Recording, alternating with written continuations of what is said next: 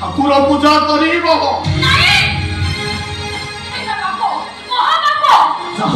बोली कौच से पाप केमी पुण्यर रूप नब से व्यवस्था मु करी यही जानवे समस्त को अजरत मु तुमको पुरी नहीं जीवी शरद भली धुलिकी तुम देवस्वर बढ़ी गई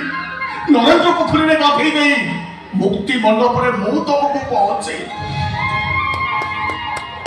आउ बाकी सब जगन्नाथ ठीक कर एबेठू डाक तमे जय जगन्नाथ जय जगन्नाथ जय जगन्नाथ जय जगन्नाथ सतरे तुमको पाइबा मो भाग्य भाग्य नुहे सौभाग्य मो सौभाग्यवती सूरज कौ जन्म केते पुण्य करथिली के जानी